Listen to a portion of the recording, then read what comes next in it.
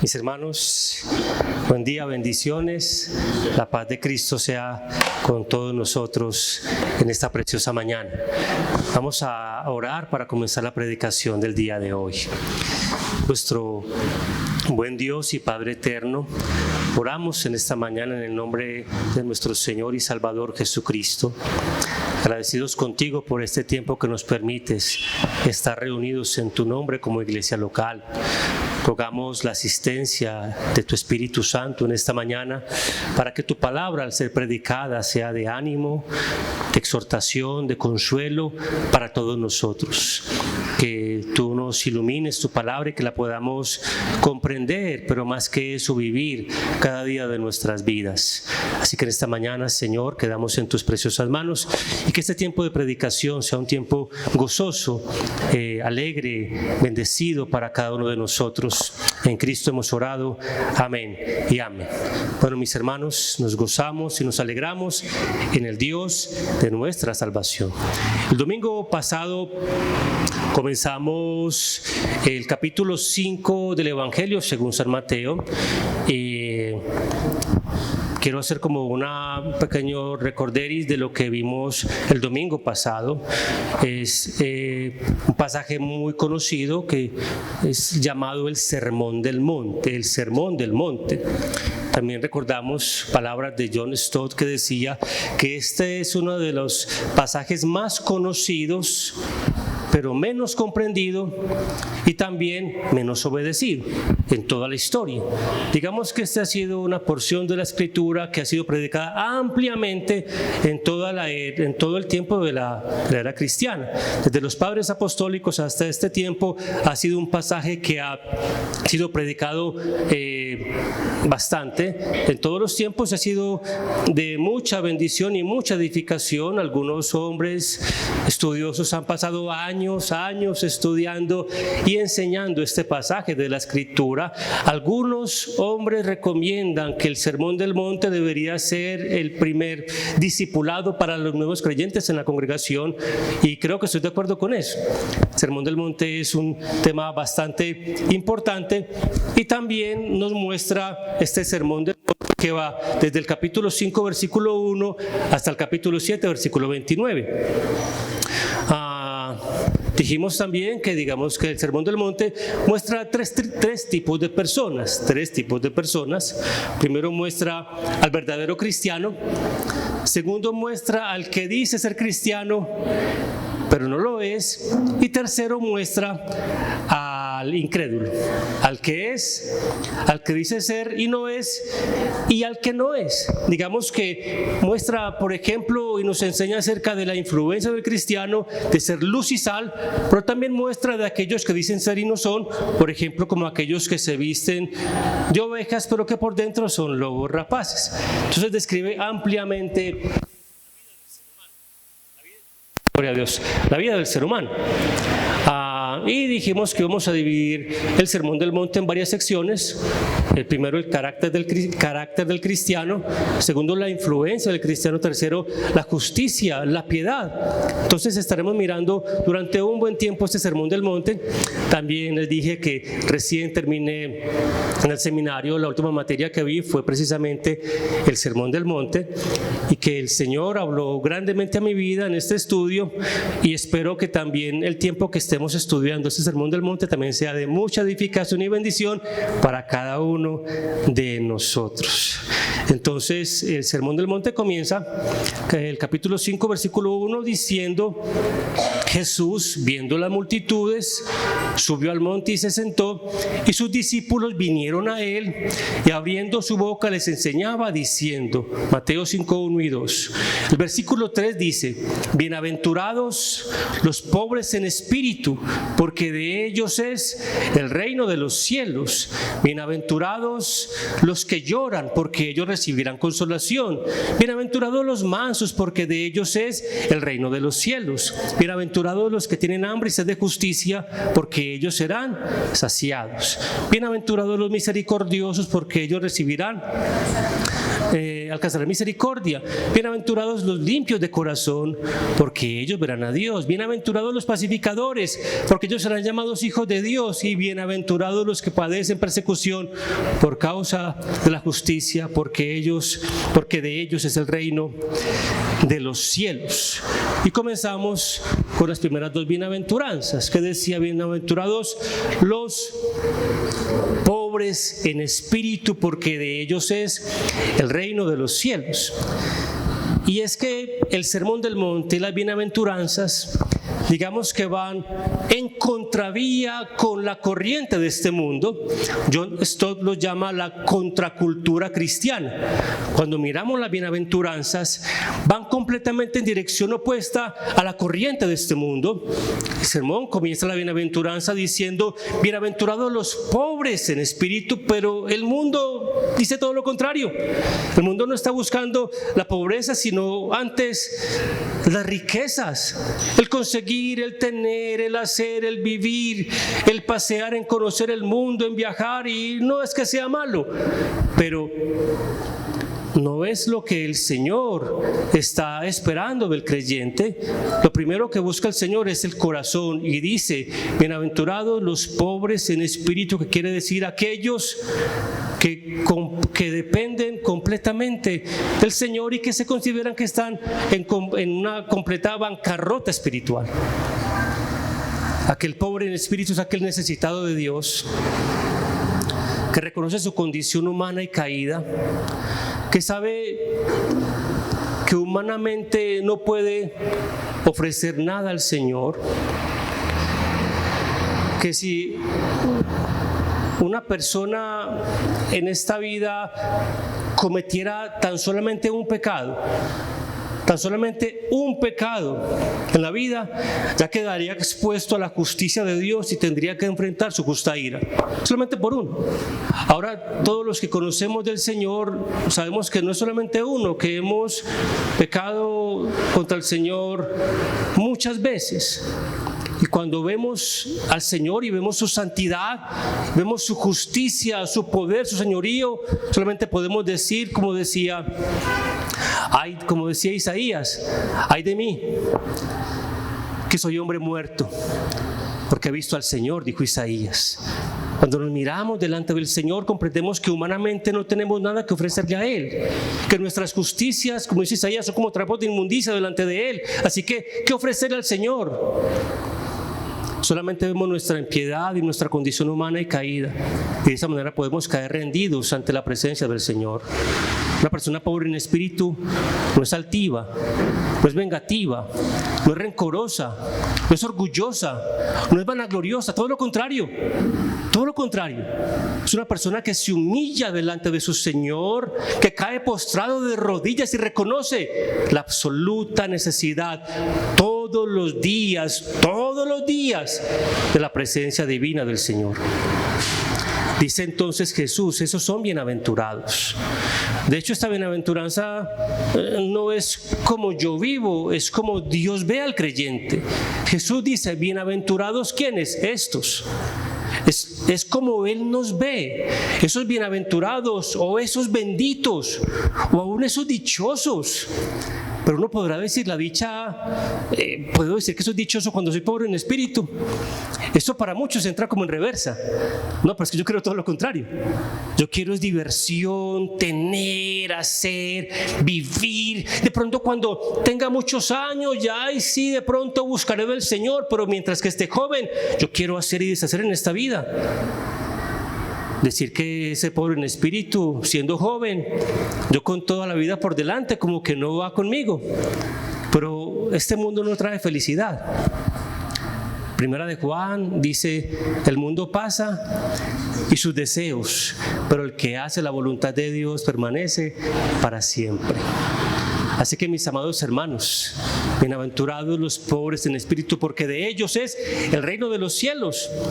Y la segunda es: bienaventurados los que lloran, porque ellos recibirán consolación. Y recordemos que las bienaventuranzas es como un eslabón, una va ligada a la otra.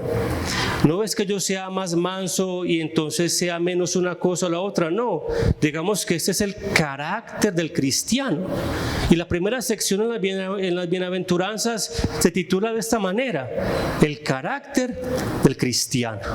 Y una persona que llora, como dice el Señor, es esa persona que reconoce su condición caída, que es necesitado del Señor, y que cuando ve esa condición, pues llora delante de Él. No es el que llora porque tiene problemas económicos o porque un familiar está enfermo o ha fallecido. No es esa clase de lloro, que es válido. Pero el lloro que se refiere al Señor es el lloro de aquella persona que llora por su pecado, porque ve su condición, porque evalúa su mente, porque evalúa su corazón, porque sabe que no es perfecto, que quisiera hacerlo, que quisiera no errar más, no fallar más, que quisiera en su corazón ya estar bien completamente, pero no lo es. Esa persona entonces, ¿qué puede hacer? Al ver su condición, llorar delante del Señor. Y lo más maravilloso que dice es que esa bienaventuranza, dice el Señor, porque ellos, los que lloran, porque ellos recibirán consolación. Y qué más decir que Él nos dejó al Espíritu Santo, el cual nos consuela, el cual nos anima, nos redarguye, nos levanta. El Señor no nos dejó solos. Cuando el Señor, antes de dejar esta tierra, habló con sus discípulos y les dijo: no os dejaré huérfanos, os enviaré al Espíritu Santo. Y el Espíritu Santo habita en todo aquel que ha creído en Cristo como Señor y Salvador. En todo creyente habita el Espíritu Santo. En todo creyente habita el Espíritu Santo de Dios. Él es quien nos consuela. La tercera bienaventuranza entonces es: bienaventurados los mansos. Y mis hermanos, podríamos decir que esta bienaventuranza también va completamente en contravía de este mundo. Un mundo lleno de arrogancia, de altivez, de querer ser más grande y de dominar. Vemos las potencias de este mundo como se pelean cada vez más. ¿Quién tiene más poder? ¿Quién tiene más autoridad? ¿Quién muestra más valentía? ¿Quién tiene más armas? El mundo no quiere mansedumbre, el mundo quiere guerra, el mundo quiere violencia. ¿Y el creyente qué quiere entonces? ¿El creyente para dónde va? ¿En qué balanza está el verdadero creyente? ¿Está en la corriente de este mundo, esperando quién ataca primero? ¿O está del lado del Señor, siendo una persona que realmente busca y vive conforme al Señor, que el gran modelo de la mansedumbre es nuestro Señor?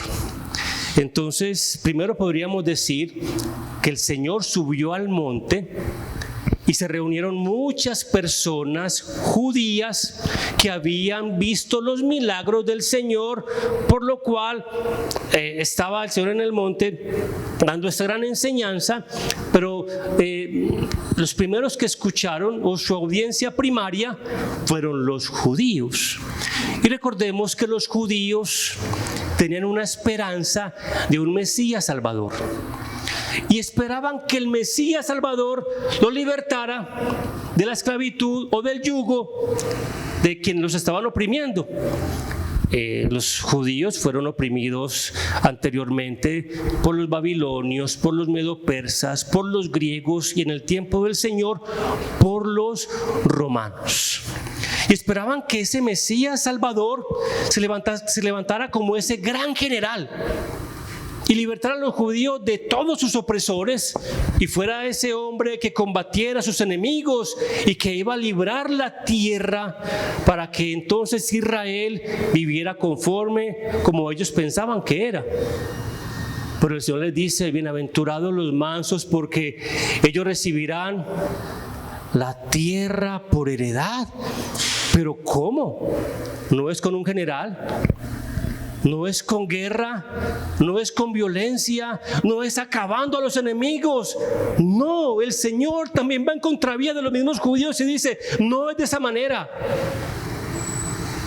Es que los mansos van a recibir la tierra por heredad. Como dice el libro de Zacarías, no es con espada ni con espíritu, es con el Santo Espíritu de Dios. El hombre está esperando mostrar su valentía para poder conquistar, pero recordemos que el Evangelio, nuestro Señor, nos enseña todo lo contrario.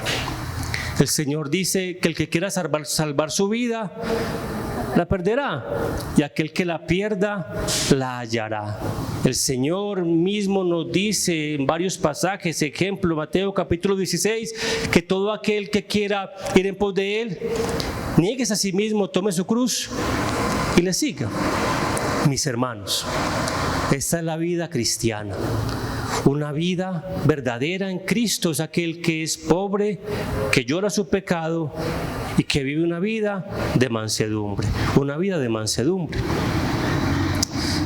La mansedumbre no es sinónimo de debilidad, en ninguna manera. No es que usted es muy manso y es muy débil. No, todo lo contrario. La mansedumbre muestra carácter, muestra templanza, muestra dominio propio. El creyente que es manso muestra verdaderamente que es un seguidor de Cristo, porque es más fácil enfrentarme a pelear que evitar la confrontación. ¿Qué es más fácil para una persona? Cuando le hacen, lo insultan o es algo contrario, ¿qué es lo más fácil para uno?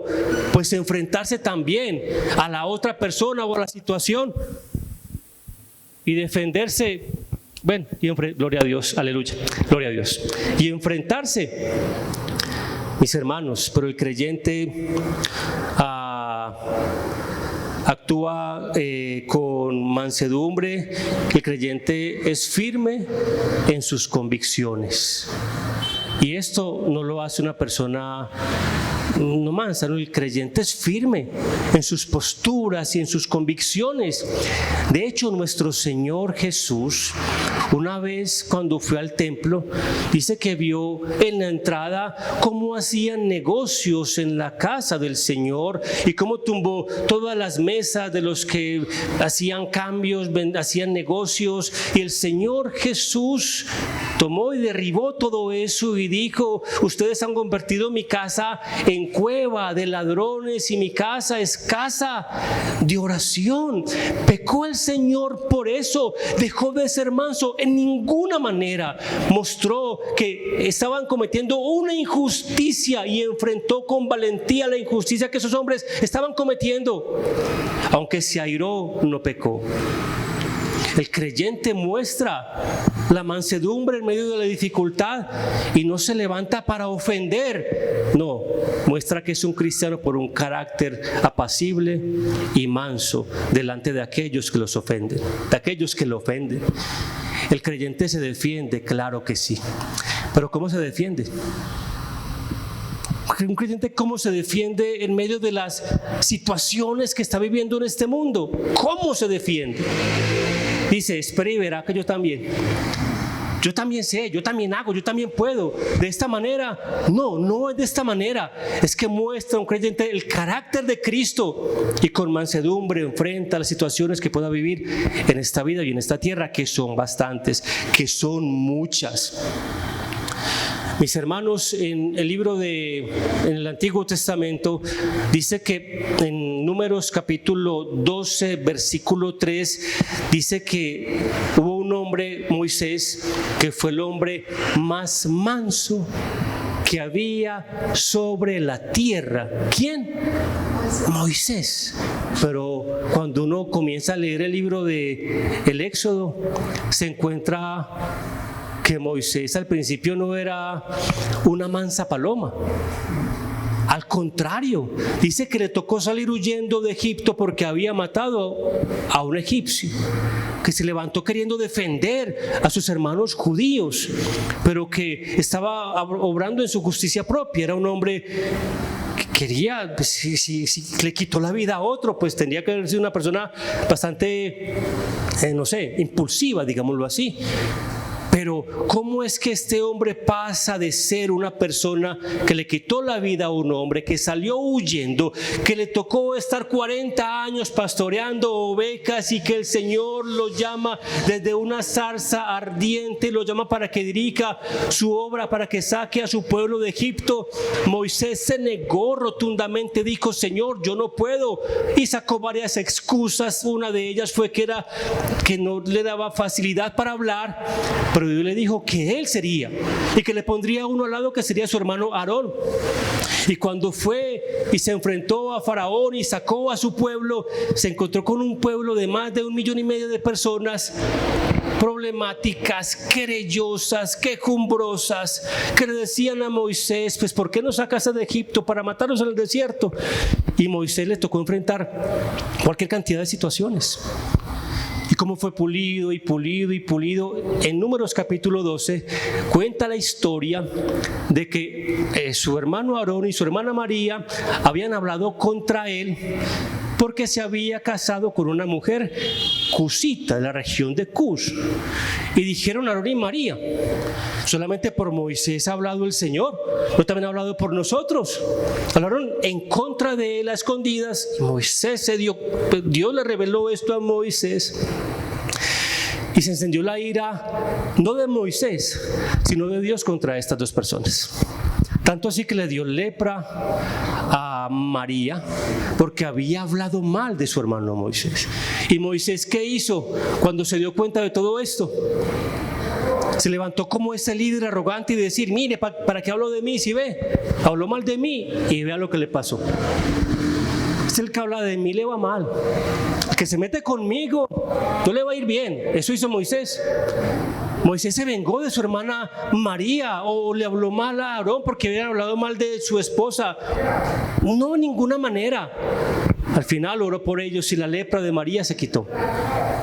¿Cómo actúa un líder cristiano?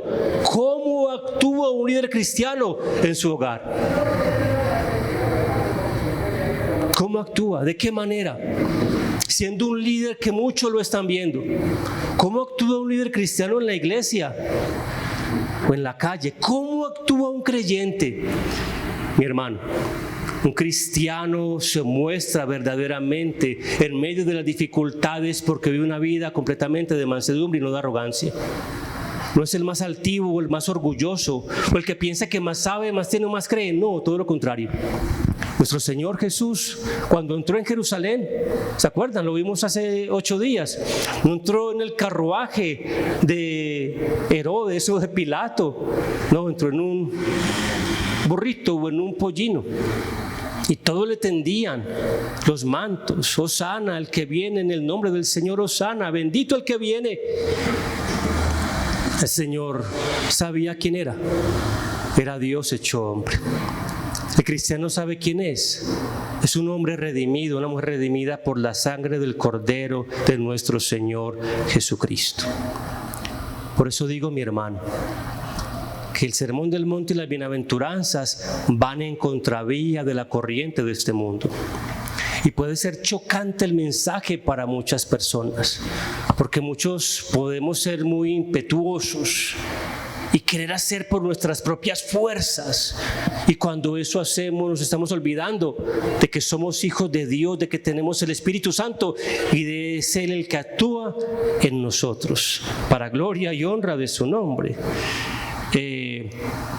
Mis hermanos, hay un dicho popular dentro de las iglesias cristianas que lo he escuchado. Algunos dicen: yo soy manso. ¿Lo he escuchado? Yo soy manso, pero no menso.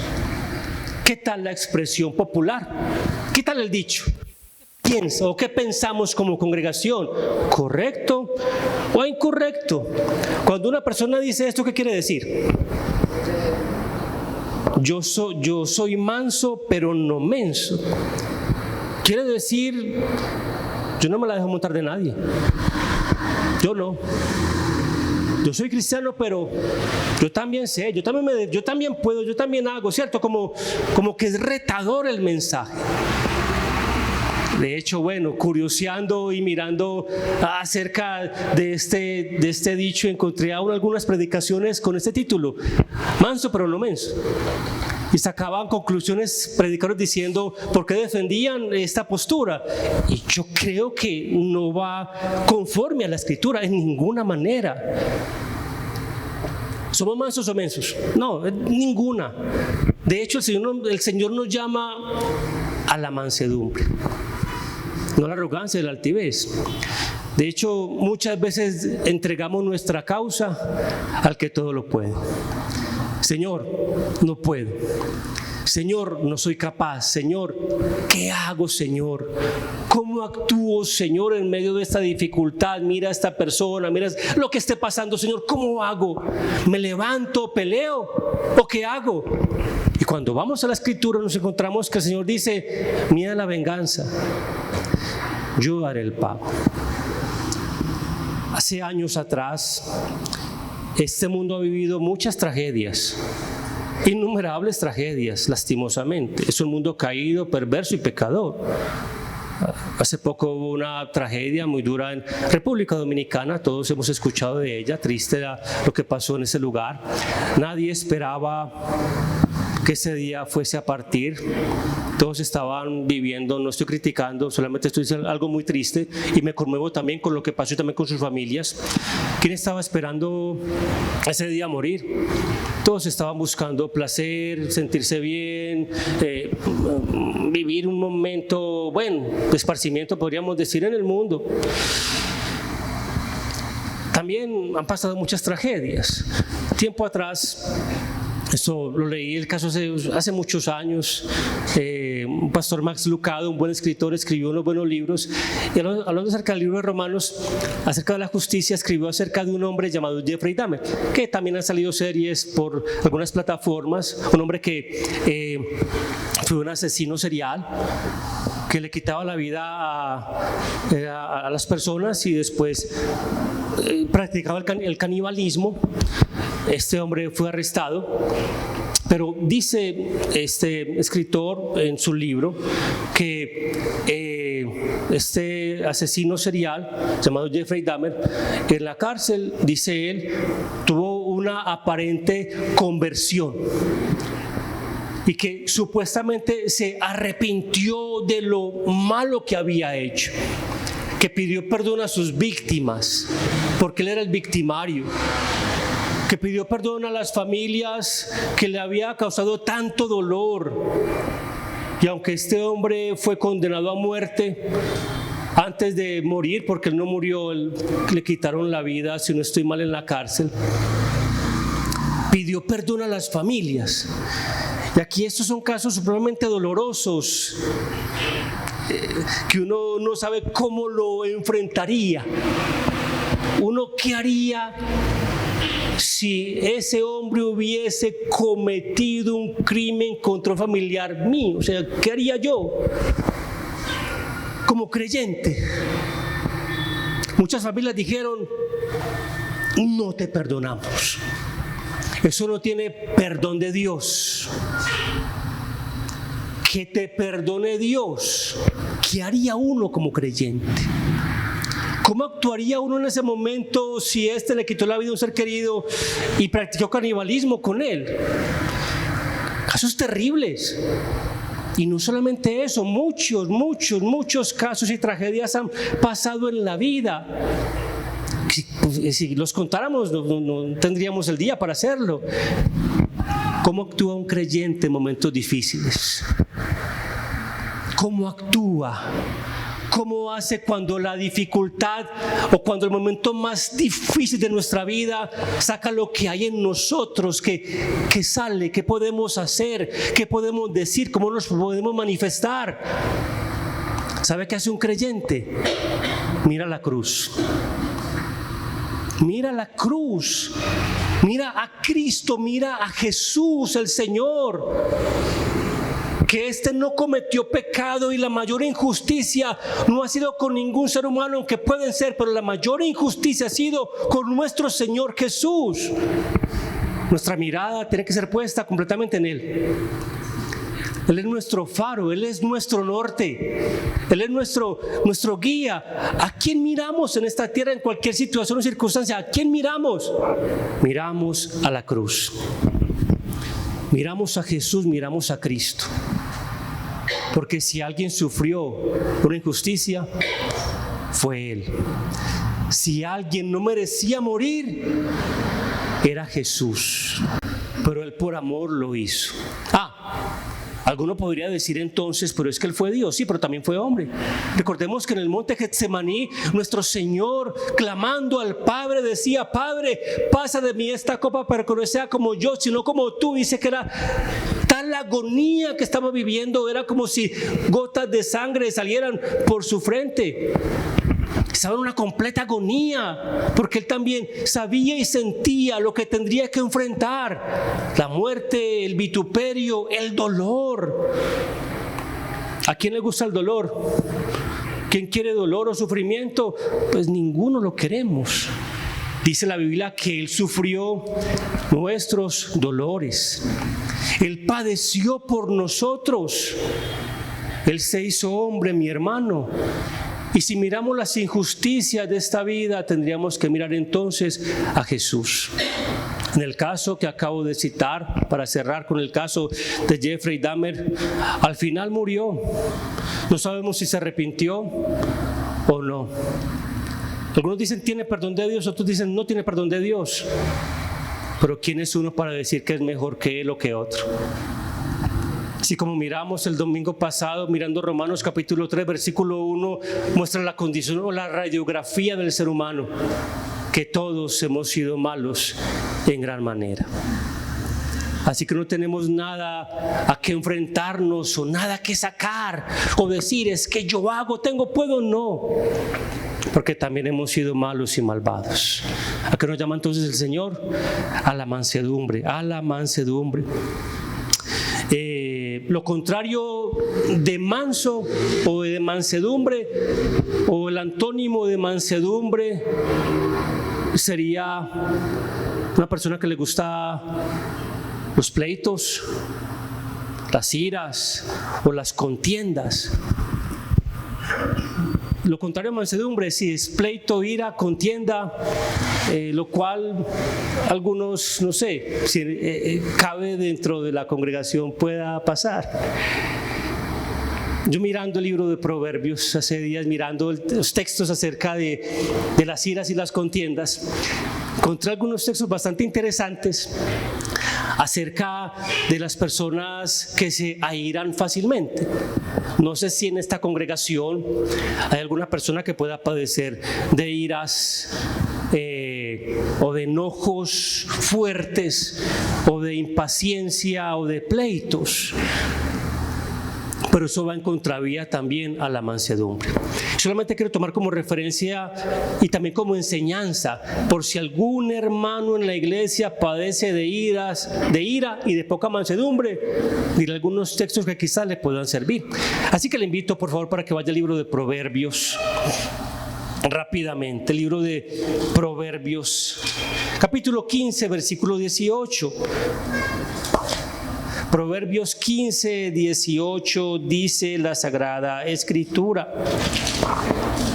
Y tengo muchos más, pero no puedo tomar tanto tiempo en compartirlos. Dice 15, 18 del libro de Proverbios: el hombre iracundo promueve contiendas, mas el que tarda en airarse apacigua la rencilla. Repito, el hombre iracundo promueve contiendas. Y esto es una gran realidad que también se ve dentro de personas que asisten a una congregación. Fácilmente se airan y se enojan. Proverbios 23 dice de la siguiente manera: Honra es al hombre dejar la contienda, mas todo insensato se envolverá en ella. Lo repito, honra es al hombre. ¿Qué? Esto muestra la mansedumbre, ¿cierto? Digámoslo así. Como dice el Señor, el que te pida la túnica, déjele también la capa. Eso lo miraremos más adelante, qué quiere decir el Señor con esto en el Sermón del Monte. Mas todo insensato se envolverá en ella. Proverbios 22-24 dice de la siguiente manera: no te entremetas con el iracundo, ni te acompañes con el hombre de enojos. No se entrometa con el que le gusta pelear, se meta con él porque también va a salir peleando. Y tampoco dice el texto, ni te acompañes con el hombre de enojos. Un llamado de atención a la iglesia para quien fácilmente se enoja y pelea. Porque el creyente, la persona puede pelear, pero después ¿cómo va a responder? Así que mi amado hermano, el Señor nos llama a la mansedumbre. Y ahora, mi hermano, el mayor ejemplo de mansedumbre es nuestro Señor Jesucristo. El mayor ejemplo de mansedumbre es nuestro Señor Jesucristo. El Señor dice en Mateo 11:29, dice: llevad mi yugo sobre vosotros y aprended de mí, que soy ¿qué? Manso y humilde de corazón. Repito, dice 11:29, llevad mi yugo sobre vosotros y aprended de mí, que soy manso y humilde de corazón, y hallaréis descanso para vuestras almas. Apreciado hermano, pensemos en nuestro Señor y en cómo obró en completa mansedumbre en todo momento. Dice Isaías 53, como oveja fue llevado al matadero, enmudeció, no abrió su boca. Sabía quién era, sabía que él podría pedir 12 legiones de ángeles al Padre en oración y él se las enviaría, pero aún así no abrió su boca. No se defendió ante las injusticias, aunque también en su mansedumbre acusó a fariseos y a los escribas. Claro que sí. Es que la mansedumbre no tiene que ver nada con quedarme callado por la injusticia. Al contrario, yo hablo acerca de la injusticia que está pasando, pero lo hago también con un tono correcto en mansedumbre. El Señor, nuestro Señor Jesús, claro que sí, claro que enfrentó a los fariseos y claro que acusó a los escribas y a todos aquellos que estaban en contra del Señor. Claro que sí los acusó con valentía, pero con mansedumbre también. El mayor ejemplo, ¿quién fue? Nuestro Señor Jesucristo. Y si alguien tenemos que mirar como referente, ¿quién es? Jesús. Podríamos decir, yo conozco una persona que tiene una capacidad de mansedumbre impresionante y ha sido tanto ejemplo para mí. Puede ser, pero el mayor ejemplo es Jesús. También otro podría decir, yo conozco una persona que no es cristiana, pero que es tan buena. No, pero es que si usted lo conociera, no le falta sino ser cristiano. Es el dicho de muchos también. No le falta sino eso. ¿En serio? Pues, con todo respeto, podría decir que le falta todo, porque no alcanza las obras humanas para alcanzar la salvación. Comienza la vida cristiana como comienzan las bienaventuranzas, reconociéndose un pobre de espíritu. Mis hermanos, tomaré solamente 2 textos como ejemplos de nuestro Señor y también como ejemplos para nosotros. Hay uno bastante conocido que de hecho lo cantamos regularmente, a veces cuando compartimos la cena, y es Filipenses capítulo 2 versículo 5, Filipenses 2:5, que dice de la siguiente manera: haya pues en vosotros ¿Qué dice la Escritura? Haya pues en vosotros este sentir que hubo también en Cristo Jesús. El apóstol Pablo está hablando a los filipenses, les está diciendo, ¿el ejemplo quién es? Gloria a Dios, aleluya. Que el ejemplo es Jesús. Y Pablo escribe a los hermanos de Filipos, haya pues en quién, en ustedes, haya pues qué, el mismo sentir que hubo también en Cristo Jesús, Señor nuestro. ¿Y cuál fue su sentir? ¿O qué fue lo que hizo? Versículo 6, el cual siendo en forma de Dios, no estimó el ser igual a Dios como cosa a que aferrarse, sino que se despojó a sí mismo, tomando forma de siervo, hecho semejante a los hombres, y estando en la condición de hombre se humilló a sí mismo, haciéndose obediente hasta la muerte y muerte de cruz. Pero no se quedó en la cruz, dice el apóstol Pablo, por lo cual Dios también lo exaltó hasta lo sumo y le dio un nombre que es sobre todo nombre. La grandeza del Señor fue en su humillación, porque esta humillación también lo llevó a su exaltación.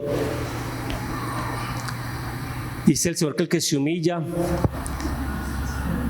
será exaltado y el altivo será humillado. Cuando a los cristianos de los primeros siglos los perseguían por causa del Evangelio de Cristo, algunos de ellos, como fue el padre Orígenes, fue uno de los padres apostólicos, y el padre de Orígenes fue capturado por causa del Evangelio. Después le quitaron la vida, y este joven, su tiempo llamado Orígenes, quería seguir las pisadas de su padre.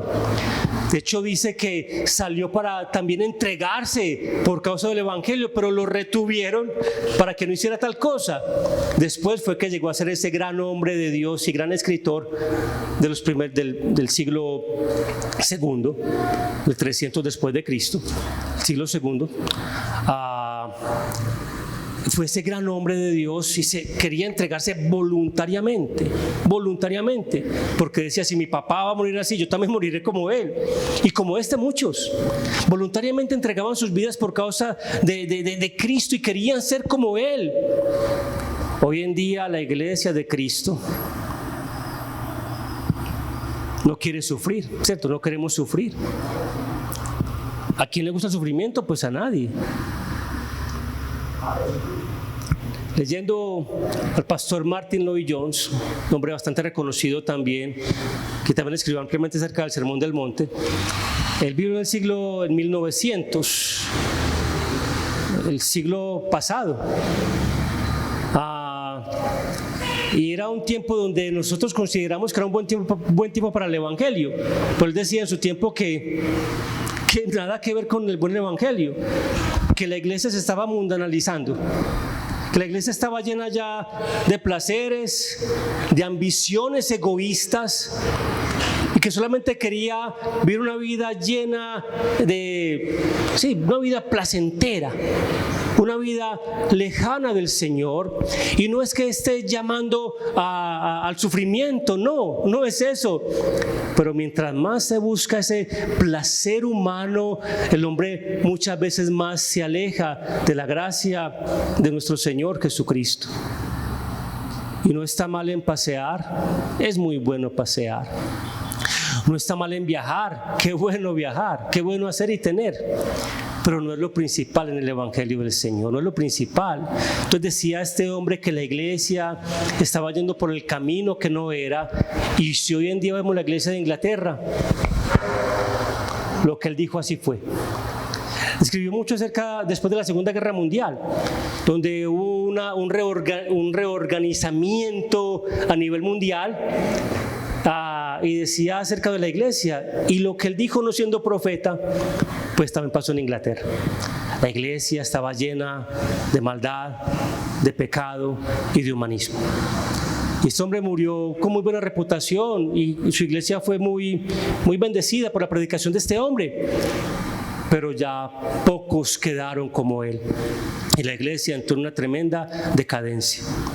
Y puede pasar. Los creyentes o la iglesia de Cristo hoy en día solamente, más bien muchos buscan solamente sus propios placeres y no quiere como vivir una vida conforme a Él, sino conforme a sí mismo. El ejemplo mayor de mansedumbre es Jesucristo. Y por último, como ejemplo del Señor, quiero leer 1 de Pedro capítulo 2.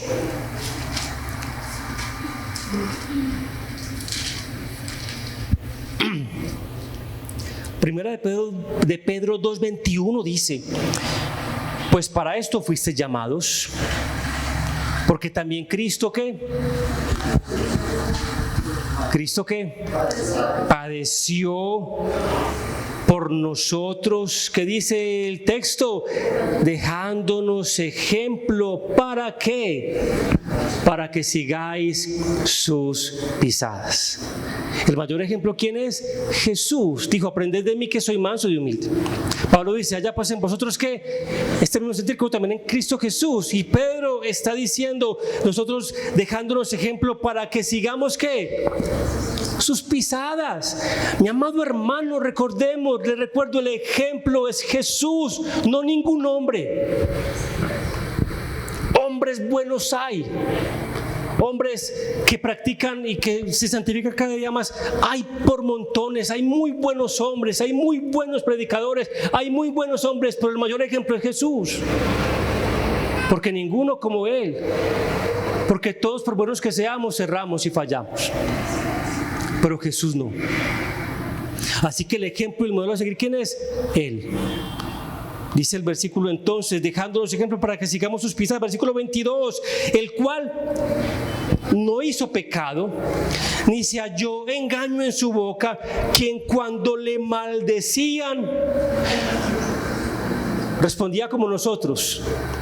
No, dice la Escritura, cuando le maldecían no respondía con maldición, cuando padecía no amenazaba, sino encomendaba la causa al que juzga justamente. Y aquí es donde la mansedumbre se muestra como una persona, se muestra como valentía. Aquel que evita es más valiente que aquel que se lanza. Controla sus impulsos, controla su espíritu, que controla el momento difícil. Yo sé que muchos de los que estamos acá quizás podemos, no sé, regularmente o enojarnos fácilmente o explotar fácilmente y querer hacer y muchas cosas y defenderme. Yo también puedo, tengo y soy. Pero cuando me defiendo yo tanto, ya no dejo que Él me defienda. Ya soy yo el que lo hago. Y después trae terribles consecuencias. El creyente sigue el ejemplo y las pisadas de Jesús como su Señor. Y si Él es el ejemplo, es el mejor ejemplo. Y si lo dice la Biblia es porque así es. Es que no nos está engañando, al contrario, está mostrando cómo vive un creyente en todo momento y en todo lugar. Con mansedumbre, lo cual no es fácil, porque a veces este yo interior se quiere levantar y también quiere decir, como dice un dicho popular, no sé si quepa y me perdonen la expresión, ¿cuántos pares son tres moscas, cierto? Dicho popular. Yo también sé, yo también digo, yo también puedo, yo también hago, o sea, ese yo, como el fariseo y el publicano. El ejemplo que vimos la semana pasada en Lucas capítulo 18, que dice que el publicano oraba para sí mismo y decía: te doy gracias porque yo no soy como este pecador, adúltero, ladrón. Yo no soy. ¿Oraba para quién? Para sí mismo, egoístamente. El publicano decía, postrado sin levantar la cabeza: Señor, sé propicio a mí, que soy un pecador. Dice que este último salió como justificado, mientras que el otro no. Creyentes envueltos en pleitos. El apóstol Pablo escribe en 1 Corintios capítulo 6 acerca de los pleitos en la iglesia. Y dice que pleiteaban entre ellos y dice, y esto ante los incrédulos. Pleitos en la congregación, iras y contiendas en la misma iglesia. Y dice Pablo que es triste ver que esto lo hacen hasta con los de afuera. No, mi hermano. El cristiano vive una vida y el ejemplo es Jesús. Cuando nos insultan, golpean nuestro ego, ¿sí o no? Nuestro orgullo. Y nos dicen, nos están pisoteando. Y cuán difícil es callar cuando nos ofenden. Pero cuán sabio es más bien enmudecer en ese momento, pensar y orar, ¿qué puedo hacer? ¿Cómo contesto con sabiduría para verdaderamente mostrar que Jesús es mi ejemplo y mi modelo? Y lo mejor que yo puedo hacer es pedir a Dios sabiduría en momentos difíciles en los cuales estoy pasando. Sigue diciendo el texto, Pedro 2:24 dice, quien llevó él mismo nuestros pecados en su cuerpo sobre el madero, para que nosotros, estando muertos a los pecados, vivamos a la justicia, y por cuyas heridas fuisteis sanados. Versículo 25. ¿Por qué? Porque vosotros erais como ovejas descarriadas, pero ahora habéis vuelto al pastor y obispo de vuestras almas. Ese por qué, pero entonces ¿por qué esto? Porque antes éramos iracundos y peleadores y problemáticos, pero ahora no. Ahora no somos de esa manera. Ahora oramos con sabiduría. Amén. No es fácil, pero nuestro ejemplo, ¿quién es? Jesús. Jesús. Hay casos muy difíciles en la vida que tienen que ir a la justicia. Claro que sí, al que la justicia es la justicia. A la demanda, no quedarnos callados. Como decía una consejería de un pastor que el esposo le pegaba a la esposa. El pastor le dijo, no, es que usted es su esposo y usted tiene que aguantar a su esposo para que ¿qué le vamos a hacer? Eso le tocó. En ninguna manera. Yo le diría, primero, demándelo, pida alejamiento. Y hasta ahí llega, porque quien hace eso, pues entonces no debería de estar ahí. O sea, justicia, ¿cierto? La justicia, ¿pero con qué? Con mansedumbre, con mansedumbre. Y por último, pero no menos importante, la mansedumbre como fruto del Espíritu Santo. La mansedumbre como fruto del Espíritu Santo. Hay un texto también muy conocido por todos nosotros, que está en Gálatas 5, 22 y 23, que dice, mas el fruto del Espíritu es amor, gozo, paz, paciencia, benignidad, bondad, fe, mansedumbre y templanza. Ahí está la mansedumbre. ¿Y cómo así que el fruto? El fruto es la evidencia, o sea, la evidencia de un creyente. ¿Qué muestra que tú eres cristiano? Pues el fruto, la evidencia que hay en ti como creyente, que vives como amor, el gozo, la paz, la paciencia, la benignidad, fe, mansedumbre, la templanza. Es el fruto del Espíritu Santo, es la evidencia de un creyente. Así que un creyente actúa conforme al Señor y es la evidencia. Y rápidamente, yo sé que esta tarde está haciendo un poco de calor, y el calor como que estamos más ventiladores, los conseguiremos Dios mediante más adelante, pero espero ponga mucha atención, mi hermano. Si algo importante en la vida es la palabra del Señor, ¿sí o no? En tiempos de tanta distracción, de tantas plataformas, tantas series, tantas cosas que quitan el tiempo, deportes y tantas cosas, cada vez más salen más y más y más para entretener a las personas, y piensan, no, ahorita me hago mi almuerzo y control, crispetas. Para muchos podrá ser así. Entonces tengamos paciencia con la palabra del Señor, amén, paciencia. Y vamos a ver el fruto del creyente, o sea, cómo muestra, cómo lo manifiesta, ¿Cómo dice la Biblia acerca de cómo vive un creyente? ¿Cómo vive un creyente según la Escritura en el fruto del Espíritu Santo, en la mansedumbre? El libro de Efesios, capítulo 4, versículo 1 y 2. Efesios 4, 1 y 2 dice Pablo: yo pues, preso en el Señor, os ruego que andéis como, dice el apóstol Pablo. Pablo estaba preso y dice: os ruego que andéis como. ¿Cómo es digno de la vocación con que fuisteis llamados? O sea, caminen conforme a su llamamiento. Vivan conforme el Señor les estableció, los llamó, esa vocación cristiana, esa vida como creyentes. Dice el versículo 2, ¿cómo es eso? Con toda humildad y mansedumbre, soportándoos con paciencia los unos a los otros. ¿Qué dice el apóstol Pablo? En amor. Aquí muestra parte de la obra del Espíritu Santo, del fruto.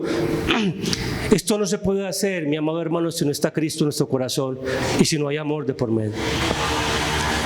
La vida en el Señor, o estas bienaventuranzas que estamos viendo, o los textos que estamos mirando, no se pueden ver claramente o vivir si una persona no ha nacido de nuevo.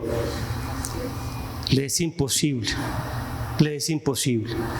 dirá en su corazón que es muy pesado, o que no hace falta, o que no es necesario, o que puede ser más inteligente o más fuerte. Pero aquella persona en la cual habita el Espíritu Santo ha sido regenerada por Él, ha sido cambiada, transformada por el poder de Dios, entonces su palabra va a ser como un bálsamo para su espíritu y no como aceite caliente en su cuerpo. La palabra va a entrar al corazón y el creyente la va a recibir con mansedumbre también, y cada día querrá ser más como su Señor, como Cristo. Entonces dice, dice, con toda humildad y mansedumbre, soportándoos los unos con paciencia los unos a los otros en amor, lo cual no es nada fácil. Porque hay personas que entendemos que pueden ser un poco difíciles en su forma de ser, pero dice el Señor que nos soportemos en amor. Colosenses capítulo 3, versículo 12 dice de la siguiente manera.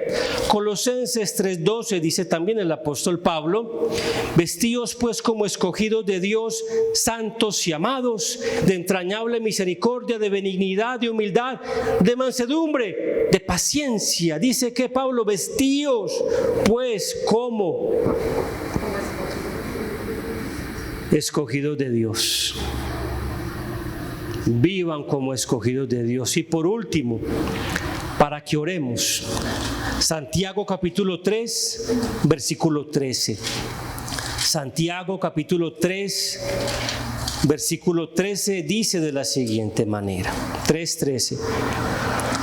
¿Quién es sabio y entendido entre vosotros? ¿Quién? Dice el apóstol, dice Santiago: muestre por la buena conducta sus obras en sabia mansedumbre. La pregunta es: ¿quién? ¿Quién es sabio? A ver, ¿quién dice ser sabio? Muéstrelo cómo. Por la buena conducta sus obras en sabia ¿qué? Mansedumbre.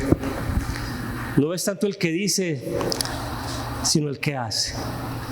Y ruego a Dios que nos ayude con esta bienaventuranza de la mansedumbre, que muchas veces puede ser complicada para los creyentes, porque todavía hay arrogancia y altivez en nuestro corazón. Todavía hay orgullo, vanidad y vanagloria en nuestro corazón. Todavía queremos ser o mostrar o aparentar tantas cosas. Queremos decir tantas cosas para que aprendan y para que entiendan. Queremos defendernos de tantas maneras que hagamos ver al otro inferior para yo verme superior. Quiero aplastar muchas veces a las personas porque se lo merecen supuestamente.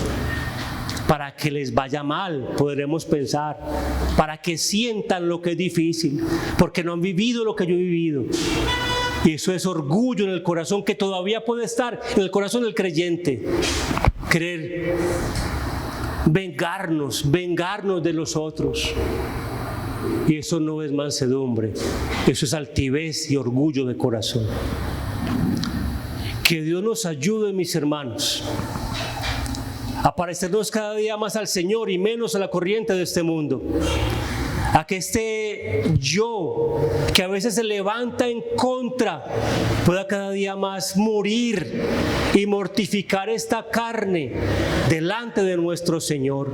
Que como creyentes podamos modelar el Evangelio de Cristo y decir: Señor, delante de ti no tenemos nada porque somos pobres en espíritu. Nuestra condición es postrarnos delante de ti y llorar: Padre bueno, por mi pecado. ¿Y cómo lo muestro ante las personas? Con mansedumbre. Cuando voy a la presencia del Señor y veo mi condición pecaminosa, que no soy mejor que otro, sino que me comparo con Él, cuando me enfrento a la situación, puedo solamente obrar de una manera: con mansedumbre. Que Dios ayude a la iglesia local, Iglesia Bíblica Evangelio y Vida, a vivir la vida conforme al Señor. Y que estas bienaventuranzas y todo el sermón del monte que estaremos compartiendo nos ayude como cristianos a modelar el Evangelio de Cristo, lo cual es una gran bendición. Dios no nos pone un peso, al contrario, nos lo quita. Nos quita un peso de encima y nos enseña cómo vivir en esta tierra hasta que partamos o hasta que el Señor venga por nosotros. Así que, mi hermano, tendremos que orar, llorar, pero también después agradecer al Señor.